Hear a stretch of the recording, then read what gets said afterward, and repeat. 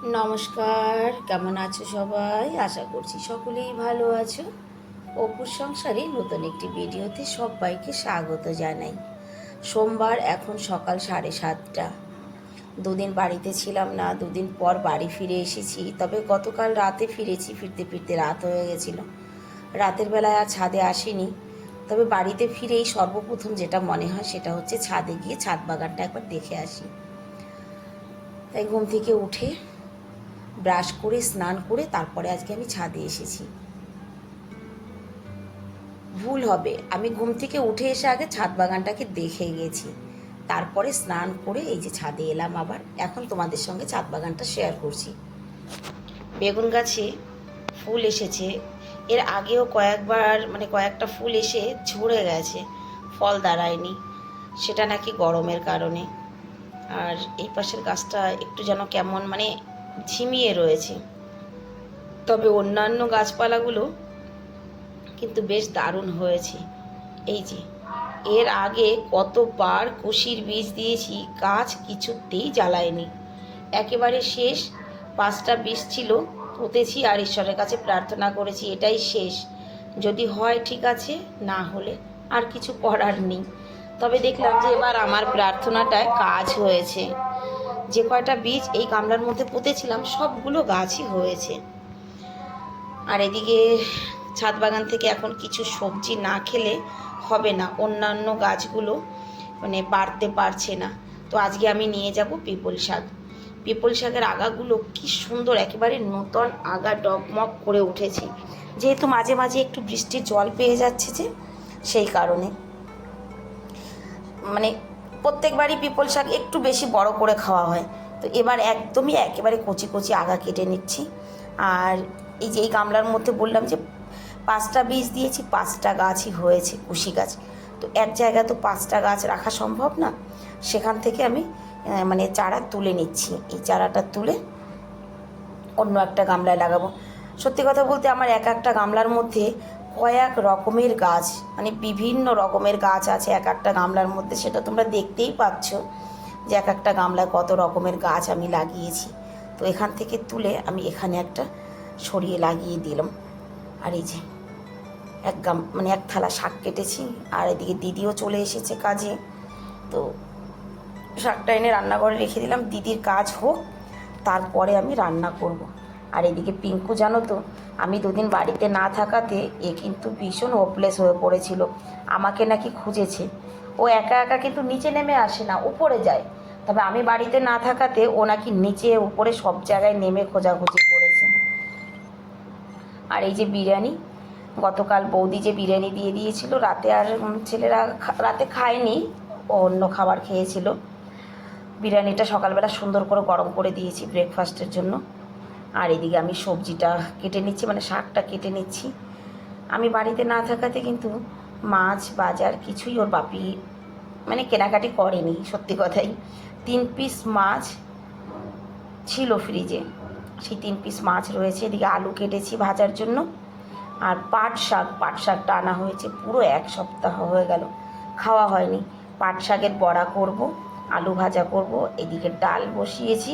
আর ওই যে 3 পিস মাছ, এই মাছ দিয়ে পিপল শাকটা রান্না করব। রান্নাবান্না অনেক কিছু না, সামান্যই। তবে ধীরে ধীরে সমস্ত রান্নাটাই কিন্তু আমি করে নিয়েছি। রান্না কমপ্লিট করতে করতে 1টা বেজে গেছে। এই যে শাক, এই যে আলু ভাজা, আর এখানে হচ্ছে ডাল, মুসুরির ডাল করেছি কিন্তু আজকে। আর এই যে পাট শাকের বড়া। পাট শাকের সবজি খেতে তো ভালো লাগেই, তবে বড়াটা খেতে কে কে পছন্দ করো জানি না, কিন্তু বড়াটাও বেশ ভালোই লাগে। 1টা বাজে, তো খাওয়ার একটু পরে খাবো, যে কারণে আমি বড়াগুলো কড়ার মধ্যে দিয়ে ঢেকে রাখছি, তাহলে কী হবে, গরম থাকবে। তাই দুপুরবেলা আজকে ওর বাপি তাড়াতাড়ি চলে এসেছিলো, খেয়ে দিয়ে একটুখানি আরাম করেছি। এখন বাজে 4:30।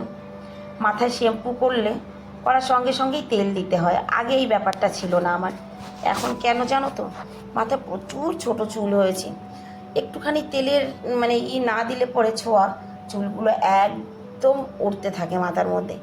তো আমার তো বড় ডাব্বার মধ্যে তেল আছে, এখান থেকে কিন্তু ছোটো ডাব্বায় তুলে নিতে হয়। তুলে একটুখানি মাথায় তেল দিয়ে রেডি হয়ে বেরিয়ে পড়েছি ছেলের ক্লাসে।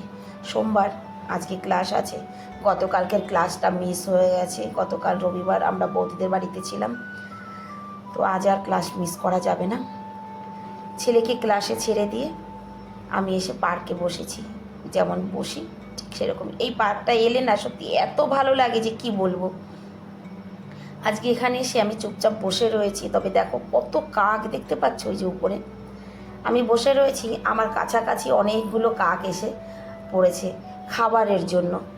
তবে দুর্ভাগ্যবশত আমি আজকে কিছু নিয়ে আসিনি। এরপরে যেদিন আসবো সেই দিনকে আমি এদের জন্য খাবার নিয়ে আসব।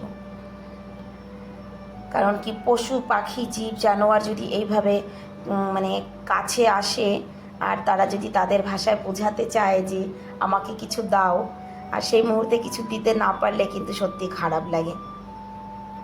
এই পার্কের মধ্যে প্রচুর পাখি আছে, প্রচুর পাখি আছে, শুধু কাক নয়। এখানে অনেক টিয়া পাখি আছে, শালিক আছে, কোকিল আছে, টুনি পাখি আছে।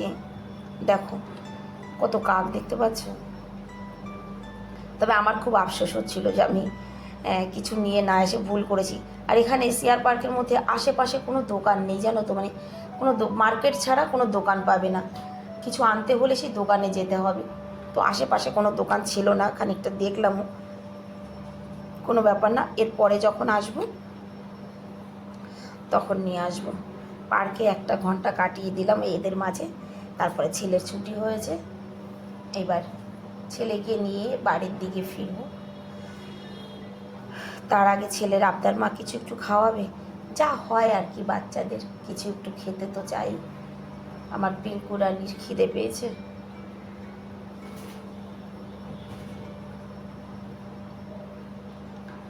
তবে সিআর পার্কে এলে না এত ভালো লাগে, তোমরা নিজেরাই দেখো চারিদিকটা কেমন, গাছপালা, বড় বড় গাছ, খুব সুন্দর।